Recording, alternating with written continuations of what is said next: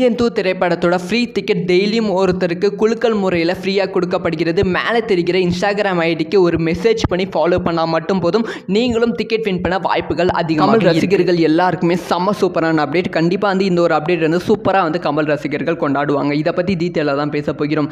அதாவது கமல் அவர்கள் எங்கே போனாலும் நிறைய ப்ரெஸ் மீட்டில் சொல்கிற ஒரே விஷயம் என்னென்னா, நான் வந்து இந்தியன் 3 கதைக்காக தான் இந்தியன் 2 திரைப்படத்தை நான் ஒத்துக்கிட்டேன் அப்படிங்கிற விஷயத்தை வந்து நிறைய இடத்துல சொல்லுவாங்க. ஏன்னா வந்து இந்தியன் 3 எனக்கு அந்த அளவுக்கு ரொம்ப பிடிக்கும், அவ்வளோ சூப்பராக வந்து இந்தியன் 3 வந்து இருக்கும் அப்படிங்கிற விஷயத்த சொல்லுவாங்க.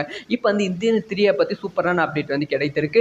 அதாவது வந்து இந்தியன் 2 வந்து ஸ்டேட் கவர்மெண்ட்டில் நடக்கிற பிரச்சனை, ஸ்டேட் கவர்மெண்ட்டில் என்னென்ன பிரச்சனைகள் இருக்குது அப்படிங்கிற விஷயத்தை பற்றி பேசுகிற படம். இந்தியன் 3 வந்து state government and central government எல்லாத்த பற்றியும் பேசுகிற படம் தான் இந்தியன் 3 இருக்குமா. இது மட்டும் முக்கிய காரணம் கிடையாது, இன்னொரு சூப்பரான விஷயம் இருக்குது. அதுதான் வந்து படத்தை வந்து இன்னும் வேற லெவலுக்கு வந்து கொண்டு போக போகிறது. இந்தியன் 2 வந்து கம்ப்ளீட்டாக வந்து எல்லாமே வந்து ப்ரெசென்ட்டில் நடக்கிற சீன் தான். ப்ரெசென்ட்டில் வந்து என்னென்ன கரெக்ஷன் நடக்குது அப்படிங்கிற சீனாக தான் இருக்குது. ஆனால் வந்து இந்தியன் 3 அந்த மாதிரி கிடையாமல் கம்ப்ளீட்டாக 90-80s போர்ஷன் வந்து கம்ப்ளீட்டாக இருக்கும் அப்படின்னு சொல்லப்படுகிறது. 1910 வந்து என்னென்ன விஷயங்கள் தவறுகள் இந்தியாவில் நடந்தது, அதுக்கப்புறமா எப்படி கரப்ஷன் உருவாச்சு, அந்த சீன்லாம் வந்து எப்படி இருக்க போகிறது அப்படிங்கிற விஷயத்தை தான் வந்து இந்தியன் 3 வந்து இருக்க போகிறது.